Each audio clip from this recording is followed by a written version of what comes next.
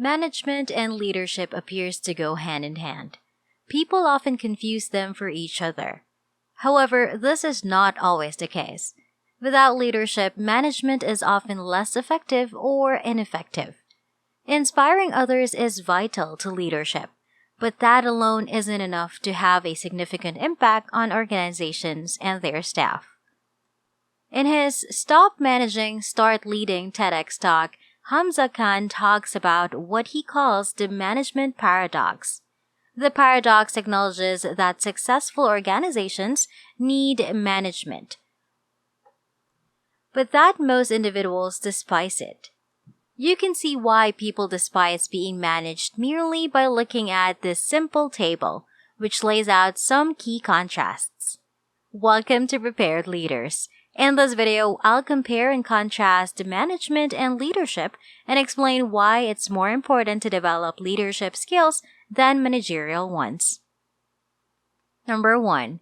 Lead with trust.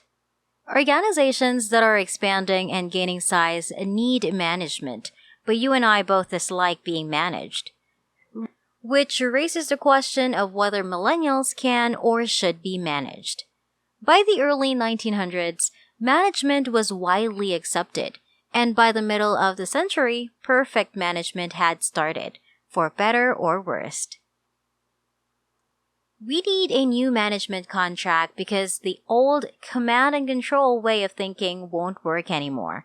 When all of the value in an organization leaves the building each evening, there is no logic in the current model. We should approach the situation with complete trust. Outline the areas of accountability for your teams. They have deadlines and they have goals. Assuming they're here for the right reasons, want to work and will produce quality work, give them room both physically and mentally. Physically, nobody expects you to be there. You have the option of working from home, the office, or even Bermuda while wearing shorts. Why is there any need for you to actually track their hours when work is completed on schedule and at a high level of quality? That's all that should matter. Number 2.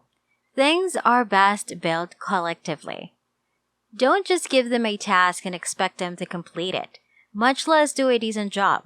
You should believe in leadership, but also emotionally include them in the creation of whatever it is that you are producing. When all these prerequisites are satisfied, what happens is that we produce work that we are proud of, become more creative, and find fulfillment. We successfully balance work and life, with the hope that this leads to our eventual happiness. Since we can break the cycle of doing things the same way over and over again, I have hope for the next generation. In fact, I think we will. It will result from realizing the basic distinction between outcomes and outputs. And before we continue, I'll be giving you time to subscribe to the channel, hit the like button, and turn on the notification bell to be notified every time a new video is uploaded. And let's continue. Number 3. Focus on results rather than merely outputs. People are different and have their own goals. They want to do well on their own terms, and we should help them do that by creating an environment that meets all the above needs. Handle people as well as you can without telling them that they can manage themselves because they are adults. Think about how you'd like to be managed and try to do that with your team. It's done by recognizing their particular behaviors and expectations and going above and beyond to meet them. Adjust your methods of operation to fit them, rather than the other way around. People who will work with you rather than for you will show better performance and eventually benefit you and the corporation along the way.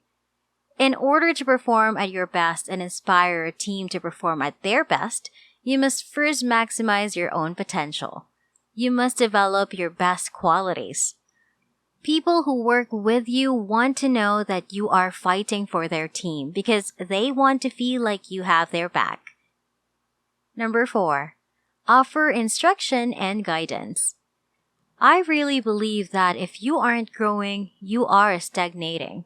Thus, you should always push your team to advance academically, professionally, and personally. And even if they outgrow your knowledge and what you can provide them, you shouldn't feel possessive about it.